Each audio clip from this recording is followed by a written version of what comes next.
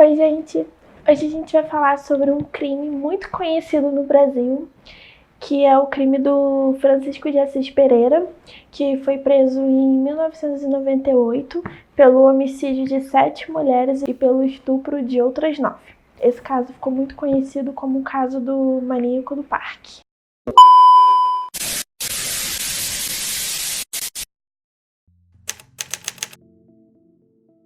Diferente da infância de todo psicopata, o Francisco ele teve uma infância até tranquila, né? Seus pais foram sempre presentes, porém, aos 6 anos de idade, teve um episódio de violência sexual por sua tia materna, que pedia para ele morder os seus seios e passar a mão em suas partes íntimas. Ele até relatou que na época ele achava aquilo lá muito nojento, pegajoso. Depois de adulto, Francisco chegou a namorar com uma menina de 12 anos, porém, segundo ele teria terminado o relacionamento porque ele queria ter relações sexuais, só que a menina era muito nova, óbvio, né?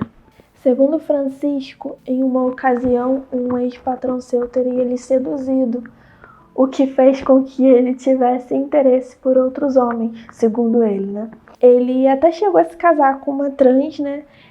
Mas esse relacionamento teve um fim devido às constantes agressões que ele tinha com ela. Francisco chegou até a ter um relacionamento com uma garota gótica que em uma determinada situação teria mordido a sua genital. Isso acabou ocasionando um problema que fez com que ele tivesse dor toda vez que tentasse ter relação sexual. Sua primeira tentativa de estupro foi em 1995, quando ele tentou levar uma garota para uma construção abandonada. Só que essa garota conseguiu fugir e ele respondeu apenas pelo crime de constrangimento ilegal. Talvez, se ele tivesse sido preso nessa época, ele não teria cometido tantos crimes, né, futuramente. Em 1996, ele foi investigado pelo desaparecimento da Isadora. Seu corpo só chegou a ser encontrado quando ele foi preso em 1998.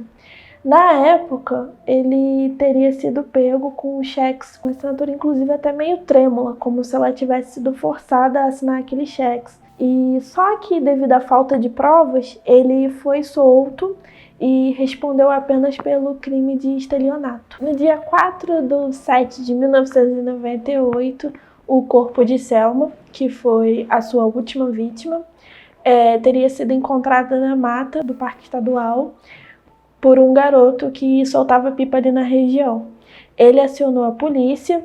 Quando a polícia entrou na mata, a polícia encontrou, além do corpo dela, mais 2 corpos próximos, um em estado de decomposição e outro já em ossada.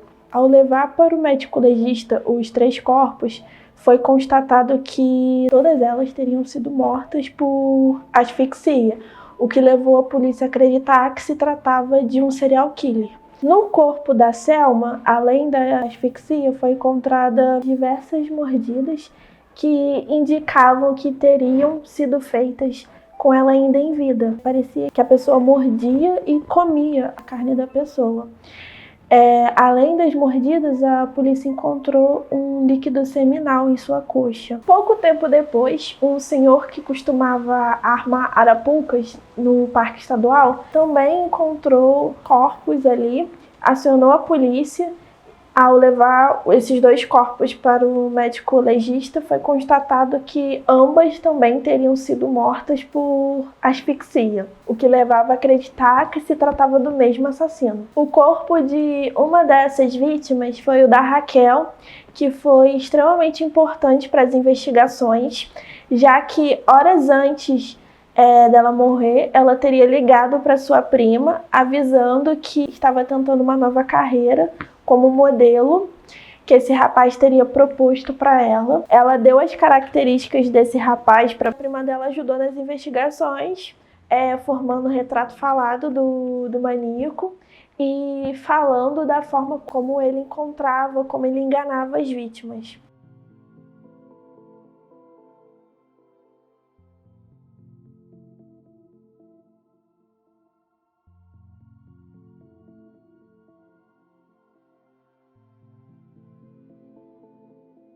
Patrícia e Sandra também foram importantes nas investigações, já que foram duas das vítimas sobreviventes do estupro do maníaco. A Sandra, ele estuprou ela. Após o estupro, obrigou ela a contar até 2000 e sair correndo pela mata, porque se ele a encontrasse, ele a mataria. A Patrícia, ele amarrou ela na árvore após o estupro e saiu gritando pela pista pedindo ajuda. Um motorista de ônibus que passava no local deu um casaco para ela e levou ela até a delegacia para fazer um BO.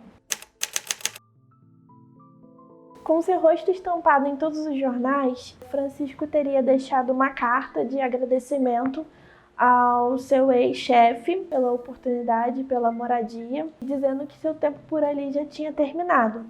Sendo que, ao lado da carta, ele deixou um jornal do qual tinha o seu retrato falado. De todas as ligações que a polícia recebia naquele momento sobre as investigações, sobre o Francisco, sobre o paradeiro dele, uma das ligações foi extremamente importante, que foi de uma moça que teria sido abordada por ele, porém ela não teria aceitado o convite para trabalhar como modelo, mas ele teria deixado o telefone dele com ela. Ela entrega esse telefone para a polícia pesquisa o número de telefone e descobre que o telefone bate com o local de onde o Francisco trabalhava. A polícia chegou a fazer 2 visitas no antigo trabalho do Francisco. A segunda visita foi extremamente importante nas investigações, pois o seu ex-chefe teria tentado desentupir o vaso do quarto de onde o Francisco morava e dentro desse vaso teria encontrado o RG da Selma. A polícia guarda esse RG que irá servir futuramente como prova. Com seu rosto estampado em todos os jornais, Francisco decide ir para o Rio Grande do Sul. Lá ele encontra uma moradia temporária na casa de um pescador. Em um determinado dia, o pescador estava assistindo televisão e lá ele vê a notícia do maníaco do parque, vê o retrato falado e ele vê a semelhança com o rapaz que estava com ele naquele momento. Ele espera Francisco tomar um banho e começa a mexer na sua mochila, olhar seus documentos e ele descobre a verdadeira identidade do Francisco. Esse pescador liga para a polícia, aciona a polícia e Francisco é preso nesse momento. Seu julgamento foi no dia 27 de julho de 2002. Ele assume todos os seus crimes cometidos com as vítimas mortas.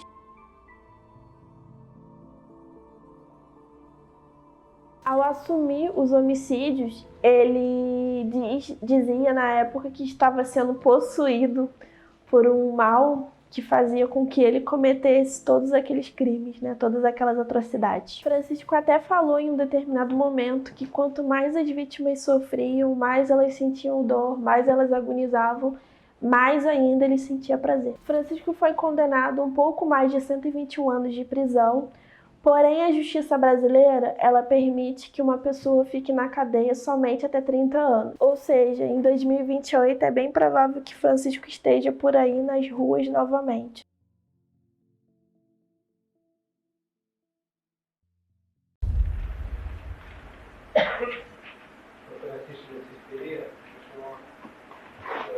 Foi nessa data julgado, acusado pelo falecimento e diversos delitos contra Raquel Mota Guimarães, Patrícia Gonçalves Marinho, Selma Pereira Queiroz e 2 vítimas desconhecidas. Os senhores jurados, após fechar os quesitos, entenderam que o senhor praticou esse delito e assim resolveu ser condenado. Quanto à aplicação da pena, em relação a todos os delitos somados, o senhor foi condenado a 121 anos